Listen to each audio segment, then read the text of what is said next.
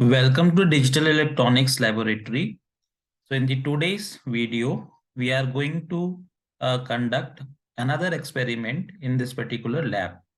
So today's experiment's objective is to design a synchronous counter with an arbitrary sequence and observe its counting sequence. So in my previous video, I have already explained you about what is counter, and we also discussed about the synchronous counter and asynchronous counter. More specifically, in the previous video, I already discussed about how to implement a 4-bit ripple counter, which is a class of asynchronous counter. Now, today in this video, we are going to learn how to design a synchronous counter. Okay. So first of all, you try to see, I have already explained you about the differences between the synchronous counter and asynchronous counter. So as I said that in the case of synchronous counter, normally the flip-flops will be receiving the same clock. So it will be connected to a common external clock. And then the transition of these flip-flops will take place simultaneously. This is one of the important difference as compared to asynchronous counter, in which the external clock will be connected to your one of the flip-flop only, and output of the flip-flop will be driving the next flip-flop. Okay, in the cascaded stages, we are having number of flip-flops. So these flip-flops will be actually driving by the output of your in the previous stage flip-flop. So this way, this asynchronous counter works. So in these cases, normally the transitions of your outputs will not take place simultaneously. Okay, so it will one by one, this outputs will be getting updated. But today we have to look at how to design a synchronous counter. So one more important differences between the synchronous counter and asynchronous counter is that in synchronous counter, it is possible to design any arbitrary counting sequence. Okay, any arbitrary counting sequence can be designed using the synchronous counters. But if you compare in the case of asynchronous counter, only fixed counting sequence is possible. Okay, this is one of the very important property. Okay, so only up counting or down counting is possible, right? You can skip some of the counting numbers, but this sequence will be a fixed sequence. Okay, like it can be like up counting or down counting. For example, this counting can be like 0 1 2 3 4, or it can be 4 3 2 1 0. Okay, so this way it can be either go in the forward direction, or it can go in the reverse direction. Okay, but it will be following a certain sequence, up or down counting sequence. But in this cases, the arbitrary counting sequence is possible. For example, we can have like 0 2 1 3. Okay, like that, whatever you want, you can design in the case of synchronous counter. So first we will try to see how a synchronous counter will be designed. So to design the synchronous counter, I will be taking one example. Okay, so I am trying to develop or design a synchronous counter using a GK flip-flop. So first of all, try to see this. Let us suppose that this is the counting sequence that we actually want to implement. Let us suppose. So what is this counting sequence? We are taking the first, we have to start the counter from 0, 0, 0, 0, 0, 0, then 0, 0, 1, then 1, 0, 0, then 1, 0, 1, 1, 1, 0, and 1, 1, 1. So it means that it will be going through this counting stages. Okay, 0, 1, then this is your 4, then this is 5, 6, 7. Again, it will go back to 0. And this way it will be keep on counting the states, right? So 0 2. So here you can count how many states that we are having. Okay, so these are the actually steps that we have to follow for designing a synchronous counter. So here you can see, first of all, we have to identify the number of states. Okay, so here you can see that how many states that this counter is going to have. 1 2 3 4 5 6. Okay, so total number of states will be equals to 6. And here we are going to design the same thing using the JK flip-flop. Okay, So here we are going to design the same thing, this synchronous counter using the JK flip-flop. Now, the second thing that we have to understand is that we have to construct the state table. So this is very important part of your designing of your synchronous counter. So we have to construct this state table. So here I have already constructed the state table, which is required for designing this particular synchronous counter. So that we have to first understand. Okay. So one thing that we have to understand here is that the number of state that we are having is 6. Okay. And therefore, you know that when we are having the number of state equals to 6, okay, at least number of flip-flops will be required is 3. Okay. We will be requiring at least 3 flip-flops to implement this circuit. Okay. Because we are having the number of states equals to 6. So you must be aware of that the number of combinations, if we are having any number of bits, okay, that will be equals to 2 to the power n. Okay, so 2 to the power 3 will be giving you total 8 possible combination, and because 2 to the power 2 will be giving you only 4 combinations, so we have to choose number of flip-flops will be equals to 3. Okay, so this way we will be having 3 flip-flops that will be used for designing our synchronous counter, right? So one thing that I already told you that the synchronous counter will be having the same clock. So here you can see that all this clock input are actually connected to a same external clock, right?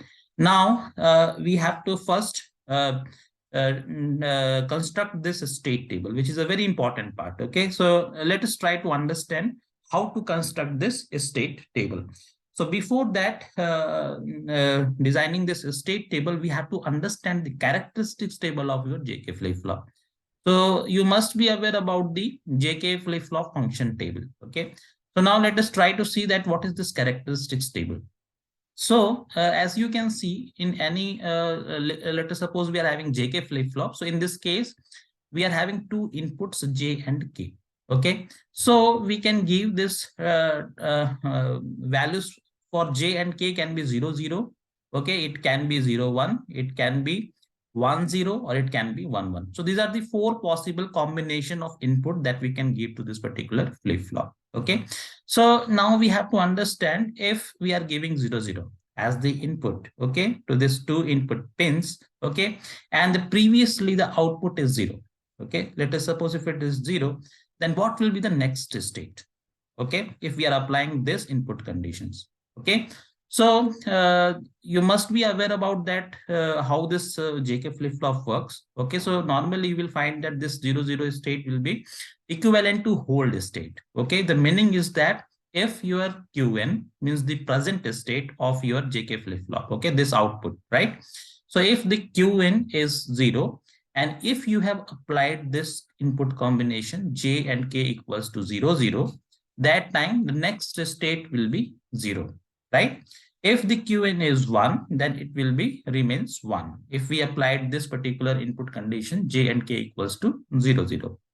It means that this 0, 0 is actually actually referred as the hold state. Okay, it will be a hold state. Whatever be the QN plus 1 means it will be the next state, and that next state will remain QN. Okay, it will not change. Now, suppose if you apply this input condition, okay, 0 and 1. Okay, so when you are applying 0 and 1, and if your QN state is 0, present state is 0, then the next state will remain 0. Okay, it will be remain 0. Then, and again, you can see if your present state is 1, then again, this will be going to 0. Okay, that you have to remember, because here we are applying this particular input condition, J equals to 0 and K equals to 1. So because of this, your output will be driving to 0 state. Okay, this your state Q, this state will become 0 for this input condition. Similarly, if you reverse the condition, if you make it 1, 0, okay, 1, 0, at that time the output will become 1. Okay, so here you can see, even if the present input is 0, and if you applied 1 and 0, that time this output will become 1. Similarly, if it is 1, 0, and if this input was 1, then again it will remain to this level 1. Okay, so this way we are going to get the outputs from the JK flip-flop. Now, if you take this last combination, if j and k both is equals to 1, so you must be aware that this is known as toggle state. Okay. So what does it mean by toggle state? If qn is 0, that time it will become 1. And if it is 1, then it will become 0. And therefore it is referred as qn bar. Okay. It is a toggle state. It will be complementing the present output conditions. Okay. If it is 0, it will become 1. If it is 1, it will become 0. So this table is very important to form the state table. Okay. So how to make this a state table? Now we have to see. Okay. So here you can see we are having different columns. Here you can see we are writing the current state. We are writing next state. Okay. And then here we are writing the flip-flop 2 input. Okay. So here you can see I have marked this flip-flop numbers. Okay. Flip-flop number 2. This is flip-flop number 1, flip-flop number 0. Okay. So we are having total 3 flip-flops. Okay, so these are your flip-flop number 2, 1, and 0 inputs. Okay, so what are the inputs? They are your J and K inputs. Okay, so that I have already marked here: J2, K2, J1, K1. Okay, and J0 and K0. So these are your inputs. Okay, so now what we have to do is first we have to write the current state. Okay, so here you can see this bit will become MSB and this will be your LSB. Okay, Q2 will be your MSB bit and this Q0 will be your LSB bit in case of synchronous counter. Fine. So here you can see that we actually started with this particular state 0, 0, 0. So if our current state is 0, 0, 0, then when we apply the clock pulse, that time our next state would be 0, 0, 1. So the same thing we have written here. You can see that I have represented it by Q2 plus, means at the next clock pulse, this state will become 0, 0, 1. Okay. Now, when the 0, 0, 1 is the current state, okay, when we are at this particular state, and when the next clock pulse will arrive, we will be moving to this particular state 1, 0, 0. So here you can see that I have written this as 1, 0, 0. Our next state will become 1, 0, 0. Again, from the 1, 0, 0, our next state will be 1, 0, 1. Okay, here you can see this from 1, 0, 0 to next state would be 1, 0, 1. Similarly, you can fill all the details. Okay, so from 1, 0, 0, 1, 0, 1, 2, it will be moving to 1, 1, 0. Again, from 1, 1, 0 to it is actually moving to 1, 1, 1. And then this is your last state. So from 1, 1, 1, it will again going back to 0, 0, 0. Okay, so that you have to fill here in this particular row 1, 1, 1, and it will be going to 0, 0, 0. Now we have to use this characteristics table, okay, to identify, okay, this J2, K2, J1, K1, and J0, K0. So I will be just explaining you only this two columns, okay. These two columns I will be explaining, and you can follow for the same explanation for the other two columns, right? So that you will be able to follow. So try to understand how to fill this particular columns, right? So here you can see that these J2, K2, okay, this is corresponding to your flip-flop number 2, okay, and the output of this flip-flop number 2 is your Q2. Fine.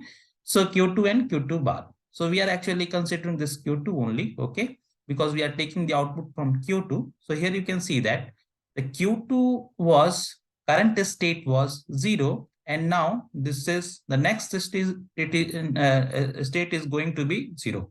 Okay, so when we are applying the clock pulse, the current state is 0 and the next state is becoming 0.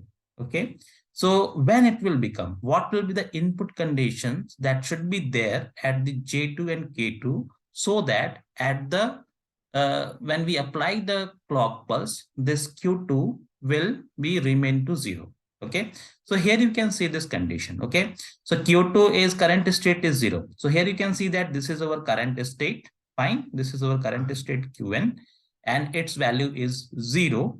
So if you apply J and K equals to 0, 0, okay, that time the next state will become 0. Okay, so here you can see it is Q2 is actually changing to 0 is changing to 0 only. Okay, so it is a hold state. Basically, you can say it is a hold state, right? So here you can see when 0, 0, it will be this 0 will remain 0. Okay, again, you can see there is another chance. Okay, for example, here you can see, because we have to keep it 0 0. Okay, even if this is the input condition. Okay, if you see this input condition, even if we apply 0 and 1, okay, at the input of your jk input. Okay, if your j and k input will be 0 and 1, still this 0 will remain 0. Fine. So what we can say is the j should be connected to 0. Okay. Because in both the cases, okay, here you can see the row number 1 and row number 3. Okay. Here you can see that j input should be 0. Okay. But k can be either 0 or 1. Okay. And therefore, what I have marked here is j should be 0. Okay. And k should be either 0 or 1, and it is represented as don't care. Okay, because in the binary logics what we have is we are just having the two levels. Okay, either it will be logic 0 or logic 1. So whether it is a logic 0 or 1, this state 0 will remain 0. Okay, and therefore I have marked this as a don't care condition. Now again, just try to look at for more clarity. Okay, we will be seeing the next state. Okay, you just consider q2 and q2 plus. Okay, right now we are actually dealing with the flip-flop number 2. Okay, so how this state is actually being changed when the clock pulses will be subsequently applied. Okay, so here you can see this second state when q2 is equals to 0. Okay, you can see that at the next clock pulse this q2 plus will become 1. Okay, now try to see when the current state is 0, what will be the input conditions J2 and K2 will be, which is making this value 0 to 1. Okay, so here you can see that if Q naught is 0. Okay, so here you can see in this case, okay, in this particular row, you can see when this is 0, then if we apply J and K input equals to 1 0, that time this output qn plus 1 will become 1. Okay, so this next state will become 1 if your previous state was 0 and if you had applied this particular input conditions j and k equals to 1 and 0. Fine. Similarly, again you can notice even in this case, okay, even in this case you can see what happens if your current state is 0, then the next state will become 1 even if you apply this input condition, means it is corresponding to your toggle state 1 and 1. So what are the rows that will be giving you, that may be possible to give you the same transitions. Okay, it is making a transition from 0 to 1. Okay, it is making a transition from 0 to 1. So here you can notice that it can be either 1 0, okay, or it can be 1 1. So one thing is clear that this j input should be 1. Okay, in both the cases this j input should be 1. But what about the k? It can be 0, either be 0 or it can be 1. Okay, it means that it is independent of the value of k, but j should be 1. Okay, so what I can mark over here is it should be j should be 1 and k2 should be don't care. Okay, so I hope you must be able to understand. Okay, now try to follow the third condition. Okay, here you can see that this q2 is equals to 1. Okay, and then this q2 plus is again becoming 1. Right, so this is again a case of hold state, right? It is holding the state. So here you can see that it is holding this state, right? When it is 1, okay, it remains 1. Okay, so here you can see another input condition. Okay, when it is 1, it is remaining 1. So what are the two input conditions? It is 1 0. Okay, either 1 0 at the j and k input pin, or it may be this 0, this 0 0 condition, right? So it means that in this cases you will find that this k should be 0. Okay, here you can notice that. Okay, this k should be 0, right? This particular value 0 and this is also 0. But your j should be, it can be either 0, it can or it can be 1. It means that it should be a don't care condition. So here I have marked as j equals to don't care and this k2 should be connected to 0. Okay. So now you try to follow all other you try to fill out this particular columns. Okay, I have already filled it. Okay, so just you follow the previous explanation, whatever I have explained. In a similar fashion, you can fill out all these rows, right? The same thing you have to perform for your flip-flop number one. Okay, so here is the flip-flop number one. Okay, and the inputs are J1 and K1, and the outputs will be Q1, right? So here you have to just see these transitions. Okay, this is our Q1 column, so Q1 to Q1 plus, fine. So again it is 0 to 0. Okay, so it will be remain same, 0 and cross. Okay, then again here you can see that it is 0 to 0 again, so it will be the same thing again here you can see it is 0 to 0. Here it is making a transition from 0 to 1. Okay, and correspondingly you have to mark it as 1 plus 1 and don't care condition. Okay, so this way you have to fill out this all columns. Okay, this state table is very important, so this way you have to fill out this columns. Okay, similarly, you have to work for your FF naught. Okay, this particular flip flop. Okay, this flip flop. Okay, so this flip flop is having inputs equals to J naught and K naught. So accordingly, you have to take these two inputs Q naught and Q naught plus. Okay, this is your current state, and this will be becoming your next state. And accordingly, you have to follow this characteristics table, and then you have to mark this all columns, right? One cross, cross one, whatever it is. Okay, so you try to just convince yourself after seeing this all values that I have already marked in this particular columns. Okay, so after that, what we have to do is once we have obtained this state table, now we have to find out the excitation expressions for this J2 and K2, J1 and K1, and J0 and K0. We have to find out the excitation Boolean expression. Okay, so how to get this excitation equation? Okay, so we have to use the three variable Karnoff map. So what are the variables? We are having these variables Q2, Q1, and Q0. Okay, so these are the things that are available at these outputs. Okay, Q2, Q1, and Q0. So we have to use the Karnoff map to identify or to get the minimized excitation expressions for these all inputs. Okay, so here I have done that. Okay, so just you try to see this first one. Okay, so for J2, here you can see this is our J2. Okay, and we have to make the three variable Karnoff map. So I hope you must be aware about the Karnoff map. Okay, for minimization of the Boolean expressions. Okay, so here you have to mark this all cells. Okay, here I have taken the Q2 bit, and here is the Q1, Q0 bit. Okay, so this way you have to mark all these cells. Okay, it will be in the gray code form 0, 0, 0, 1, 1, 1, and 1, 0. Okay, so this way it will be marked. So the cell you can identify as this will be your 0, 0, 0. This will be your 0, 0, 1. Okay, this will be your 0, 1, 1. This will be your 0, 1, 0. Okay, similarly, this will be becoming 1, 0, 0. This will be 1, 0, 1. This will be 1, 1, 1. And this will be 1, 1, 0. So this way you can mark these cells. Okay, it will be having total 8 different states because by having the 3 bits, we can have the total 8 different combinations, right? So that way you can mark all these cells. Now here you can see this, and you have to just locate this particular positions, right?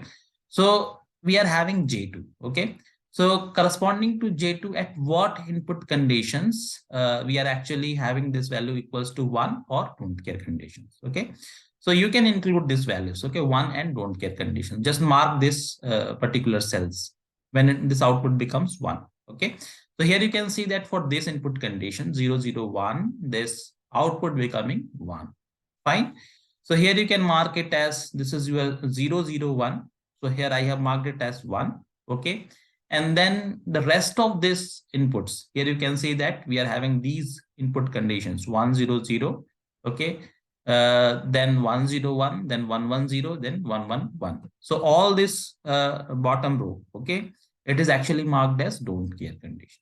Okay, so now after that you have to solve the Karnoff map. So you must be aware that how to solve the Karnoff map. We have to make the combination of 2, 4 or 8 pairs. Okay, so whatever the pairs that we can make, okay, the maximum pair we have to take. So you try to solve this Karnoff map. Okay, you have to first make the Karnoff map for all this J2, then K2, then again J1, K1, then J0 and K0 for all these input conditions. Okay, so you have to make this all Karnoff maps. Okay, so after making the Karnoff maps, you have to follow the Karnoff map minimization technique, and then you have to get this final expression. So you will find that this J2 will be equals to Q1 bar Q0, K2 will be equals to Q2 Q1 Q0, J1 will be equals to Q2 Q0, and K1 is also equals to Q2 Q0. Similarly, J0 will be Q1 bar plus Q2, and K0 is also equals to Q1 bar plus Q2. So this way we have to get these expressions. Okay. So after getting these expressions, we have to implement the same thing by following these expressions. Okay. So let's see this, how to implement this. So I'm just going to MultiSim software. Okay, I have already made this circuit. I'll be just showing you. Okay, so here you can see this MultiSim software. Okay, here I have already made this circuit. So we have to use the JK flip-flop, and the IC number for JK flip-flop is 74LS76. I already explained to you about this IC in my previous video. So here you have to remember that this clear and this preset should be connected to logic. So I have connected all these pins to plus 5 volt. Okay, here you can see that plus 5 volt. Again, this is our second flip-flop. This is your flip-flop number 2. This is flip-flop number 1. This is flip-flop number 0. Okay, so all these pins I have connected with the VCC 5 volt, VCC 5 volt. Okay, logic high. Okay, so first we have to make it, we have to connect it with the logic high input. After that, you have to connect a clock pulse. Okay, a common clock pulse we have to connect. So here you can see this green line. Okay, these all green lines are actually connected to a common clock pulse. Okay, so here I am giving the clock pulse, and all the clock pulse are actually means it is going to the clock input of your different JK flip-flops. Okay, so we are just having a single clock. Okay, it is a common clock pulse that we have applied. Okay, so now here you can see what we have done is, okay, so first of all, this is your Q2 output, this is your Q1 output, and here we have the Q0 output. Okay, so this is Q1 bar, this is Q0 bar, and this is your Q2 bar. Okay, so these are the different outputs of your different JK flip-flops. Now you can see that what will be the input J2, how to derive this input J2. Okay, so again you can try to see this expression. J2 will be equals to, it is a AND operation between Q1 bar and Q0. Okay, so same thing here, you can see that this J2 input, okay, this J2 input, here you can see that this one of the input is your Q0 and another input is your Q1 bar. Okay, so this output is your Q1 bar into AND operation between Q1 bar and Q0. Okay, so it is Q1 bar dot Q0, and which is applied to this J2 input. Similarly for K2, here you can see this expression. For K2, this input should be Q2. It is an AND operation between Q2, Q1 and Q0. Okay, so you can see this, I have taken this 3 input AND gate, okay, which is 74LS11. Okay, so here you can see that the 3 inputs are Q2, then this will be your Q1, and this is your Q0. Okay, so this way I have made the connection here. Okay, and then this output of your 3 input AND gate is connected to input of your K2. Okay, similarly you can see this all other connections. Okay, so here you can see that for J1, okay, what is the J1? For J1 the expression is Q2 Q0. Okay, for J1 and K1 both the expression is same, Q2 and Q0. Okay, so here you can see that what is Q2 and Q0. So this is your Q2, fine, this is your Q2, and this is your Q0. Okay, So this Q naught is running over here and it is connected to this particular AND gate. Okay. So the input to this AND gate is your Q naught and this is your Q2. Okay. So it is giving you AND operation and then this is connected to J1 and both J1 and K1. Okay. So both J1 and K1 is connected to the output of this particular AND gate.